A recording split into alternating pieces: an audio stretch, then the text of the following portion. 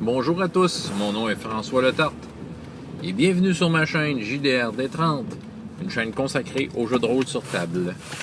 Vidéoliste, une autre question de Cyril concernant cette fois la religion. Encore une fois, cette question a plusieurs facettes. Je ne sais pas à quel point je vais être capable de faire le tour de toutes ces facettes-là. Vous pouvez les lire en bas. Vous pouvez aussi participer à la réponse à votre façon, par vidéo, par écrit. Donc, je crois que c'est encore une question qui mérite une attention spéciale, puis un sujet qui m'intéresse en fait beaucoup. La religion dans le jeu de rôle. OK. Monsieur Cyril explique que en France, c'était peut-être un peu compliqué. Probablement qu'il y avait... il y a toutes sortes de préjugés qui tournent autour du jeu de rôle. OK. Ceux qui s'intéressent au jeu de rôle et en France, bon, il y a bien du monde. Il y a bien des Français qui me regardent, là, ils connaissent tout ça. Mais mettons que je m'adresse à ceux au Québec. Là. Juste vous mettre dans le contexte. Il y a eu des controverses par rapport au jeu de rôle dans les années 90, entre autres une certaine madame, je pense qu'elle s'appelait Mireille Dumas, qui était arrivée à la TV pour dire que le jeu de rôle c'était mauvais.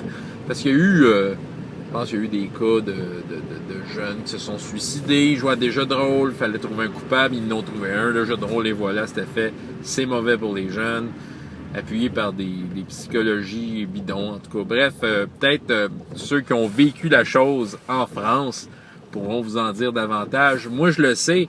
À l'époque, j'étais au courant parce que je lisais Casus Belli, qui était comme et qui est toujours une excellente revue de jeux de rôle pour ceux qui ne connaissent pas. À l'époque, il faisait ça. Donc, la France, tu sais, sur certains aspects, partait de loin avant de faire en sorte que le jeu de rôle soit quelque chose d'accepté ici. Donc là, là, c'est sûr que je parle d'un point de vue social.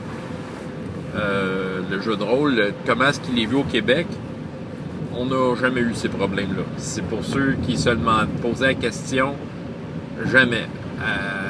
Je dirais que c'est pas un hobby qui est ultra populaire, quoi qu'il augmente en popularité depuis un certain temps. Mais quand même, on n'a jamais eu de problème. T'sais, on voulait jouer à du jeu de rôle, personne... T'sais, si on nous regardait croche, c'est pas parce que le monde croyait que c'était mauvais, ils trouvaient ça peut-être étrange comme jeu, ils trouvaient peut-être que les gens qui y jouaient pouvaient être étranges, je sais pas, là, c'est ça, ça reste quand même, c'est un hobby qui est encore niche chez nous. Mais dans les faits, on n'a pas eu ce problème-là avec le jeu de rôle, ce qui fait que parler de la religion à travers le jeu de rôle, ça n'a jamais été un problème. Je crois que c'est quelque chose qui est accepté, peu importe, parce qu'on sait que c'est du fantastique, de l'imaginaire. Je pense qu'au Québec, on faisait la part des choses. Tu sais, moi, mon adolescence, puis après, quand j'étais au cégep, tout ça, tu sais, des clubs de jeux de rôle, il y en avait partout ce que j'allais, là. Puis, tu sais, c'était même encouragé par les directions, tu sais. Puis j'ai même dans les années 90, là, à l'époque où en France, je sais pas s'il fallait pas nommer le mot jeu de rôle en public, mais moi à l'époque, je veux dire, moi je travaillais, j'ai même travaillé pendant un certain temps dans une école secondaire, c'est l'équivalent du lycée en France. J'étais payé là, à faire du jeu de rôle ces heures du dîner, là, j'avais vraiment quelqu'un, donc ça a toujours été encouragé. Si ça peut satisfaire votre curiosité, Monsieur Cyril, c'est comme ça que c'était au Québec. On n'a jamais eu ces problèmes-là. Pour ce qui est de la religion dans le jeu de rôle, ma vision, c'est sûr ça va de pair avec mon histoire de ma vidéo sur la monnaie qui répondait à votre question sur la monnaie. Je vais y aller avec la couleur locale, je vais y aller avec ce qui concerne les joueurs exactement, mais c'est présent. J'aime faire en sorte que ça soit présent. Je veux faire en sorte que ça soit dans les aventures. J'avoue que si je joue dans un monde qui existe, puis c'est la plupart du temps le cas, je vais regarder c'est quoi les croyances. T'sais, à quelle sorte de croyances on fait face. Puis je vais essayer de faire en sorte que ça teinte l'univers. C'est pas nécessairement que le monde soit tous freaks de leur divinité, tout ça, là, mais que ça soit là, que ça soit mentionné, que les gens s'en parlent entre eux, comme ça. Comme à Défi Fantastique, Mon Titan. Syndla veille sur moi, c'est le dieu de la chance. Fait que c'est clair que c'est mentionné. Parce que moi, je considère que dans un monde fantastique où les dieux, la plupart du temps, sont comme réels, puis qui ont des impacts réels sur le monde, ben, ça serait bien plate que les gens de ce monde-là en parlent pas. Moi, je pense que c'est important. Je crois que c'est même capital d'en parler, qu'il y ait une présence. Que la religion ait un certain impact. Vous dire, dans notre monde réel, encore aujourd'hui, il y a des endroits dans le monde où la religion, c'est très important. Il y a des moments d'histoire où la religion, si on pense aux croisades au Moyen-Âge, c'était tout, on sait, là, c'était tout baqué par la religion. Fait que, c'était quelque chose que les gens parlaient.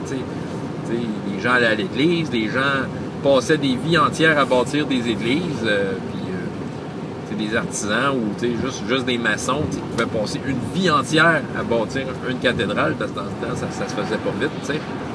Ben, c'est ça, ça fait partie du quotidien. Moi, c'est comme ça ma vision. Je vais m'informer dans le monde quelle sorte de divinité qu'il y a. Je vais essayer de mettre le doigt sur ces divinités-là, essayer d'avoir leur nom en main. Qu'est-ce qu'ils font? Qui est-ce qu'ils servent? Les temples, si on passe devant un temple, je vais m'arranger qu'il y ait des descriptions qui évoquent ces temples-là. Juste pour mettre toute une histoire de couleur locale. Puis, me faire en sorte que les joueurs... Puis, je vais poser la question, poser la question ou proposer aux joueurs, le joueur, il joue un elfe, ben c'est ça, là, je reviens à Défi Fantastique, c'est parce que c'est ça que j'ai en tête, là. Oui, c'est mon jeu préféré en plus, là, mais, moi, mes exemples, je les ai là, c'est ça que j'ai de frais en tête, mais... Galana, qui a un autre nom pour les elfes, ben, si c'était un elfe, on va dire aux joueurs, tu as déjà prié ce dieu-là. S'il dit « Ah, moi, je prie pas les dieux », ben, je vais dire ben, « Probablement que dans ton passé, tu en as entendu parler de ce dieu-là. » Puis, la relation avec, quand il y a un joueur prêtre, la relation avec son dieu, c'est de faire en sorte que ça devienne quelque chose de spécial. Que ça soit pas juste « Il t'a donné des sorts, tu les fais », j'essaie de faire en sorte que la manifestation divine se manifeste d'une telle façon. Pas nécessairement que le Dieu apparaisse et dise « Hey, je te donne un sort aujourd'hui. » Non. Il faut que ce soit plus subtil que ça. Ça peut être juste dans l'entourage, le bruissement des feuilles qui peut lui faire penser que peut-être c'est un message de sa divinité pendant qu'il fait son sort. J'essaie d'y aller subtilement. Je vais vraiment intégrer ça à l'histoire. Puis, justement, faire en sorte que ça soit spécial,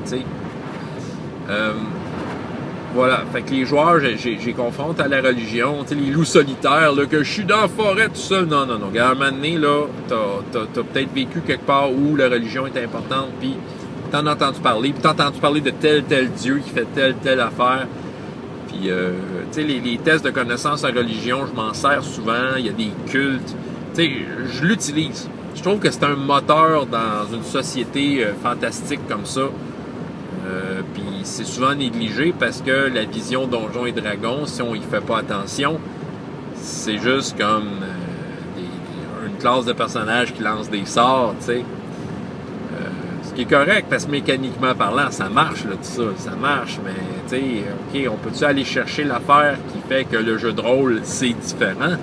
Peux-tu aller chercher la chose qui rend le jeu de rôle magique? Ben, la religion, c'est extrêmement fort. Moi, quand je suis joueur, puis qu'on se prépare à jouer à du jeu de rôle, je vais regarder un peu l'ensemble de mes collègues joueurs, voir indirectement, je vais regarder un peu leur personnage, si la foi fait partie de leur personnage ou si c'est quelque chose qui va être ouvert. Je vais vraiment faire attention à ça. Puis je vais des fois choisir mon personnage quand je sens que justement dans un groupe cet aspect-là je sens qu'il va être négligé là. Ben c'est là que je vais faire un clerc. Je trouve que le clerc est une de mes classes préférées.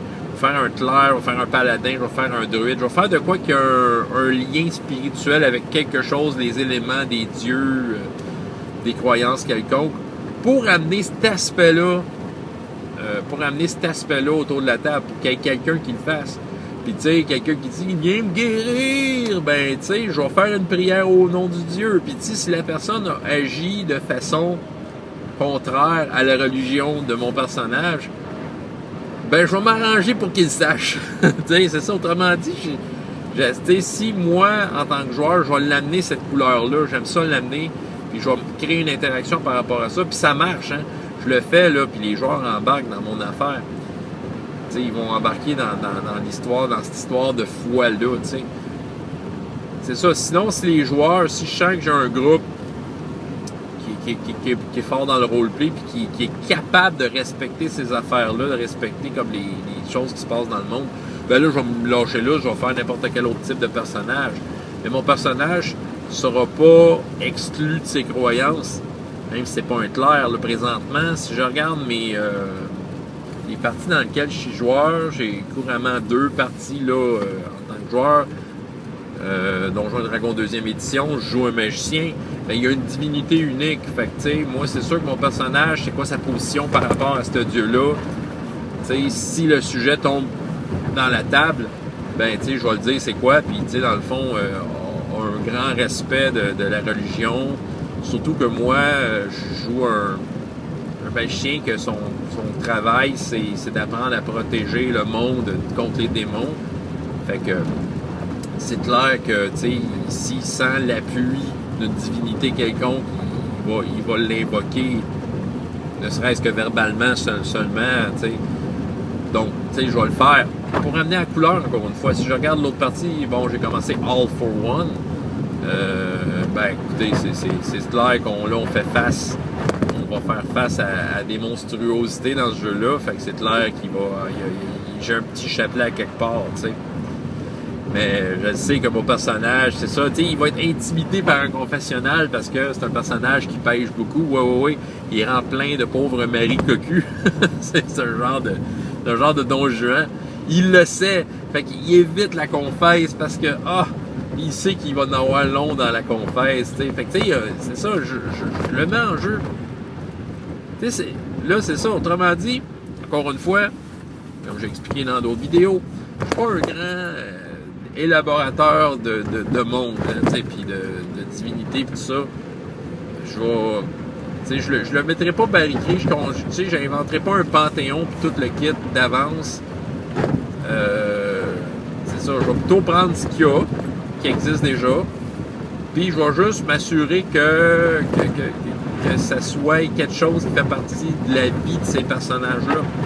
La foi, la religion, le respect de la religion, tout ça. Je vais vous dire qu'en le jouant comme ça, moi, ça m'a toujours valu des... ça m'a toujours amené des beaux moments de jeu. Tu sais, comme un moment donné... écoutez, il faut que je vous le raconte. L'œil noir, rough, qui un jour, peut-être, je vais rejouer. Là, on n'a pas fini l'aventure. On l'a joué sur 2 ans. C'est pas fini. Mais tu sais, lui, il était un grand croyant de Swafsnir. Swafsnir, qui se trouve être une baleine, finalement. C'est comme un dieu pour les...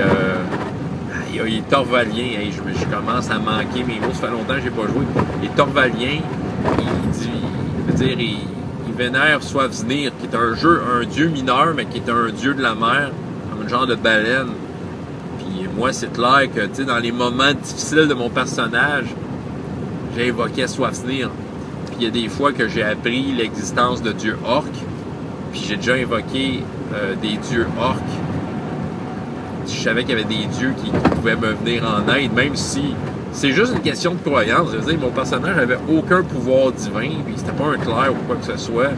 Mais tu sais, c'était dans le roleplay, c'était comme, tu sais, viens, Swafsnir, viens m'aider. Tu sais, la fois qu'on a rencontré un dragon, là, que j'ai fait mes prières en faisant pipi dans mes culottes, là, tu sais. Mais ça fait partie du personnage. Ça fait partie du monde, tu sais. Je considérais que c'était important. Si je regarde ma madame que j'ai joué à True 20, il n'y avait pas vraiment de divinité, mais elle veut pas, elle s'en remettait aux éléments, tu sais, peut-être à ce qui contrôle la mer, parce qu'on était des pêcheurs, tu sais.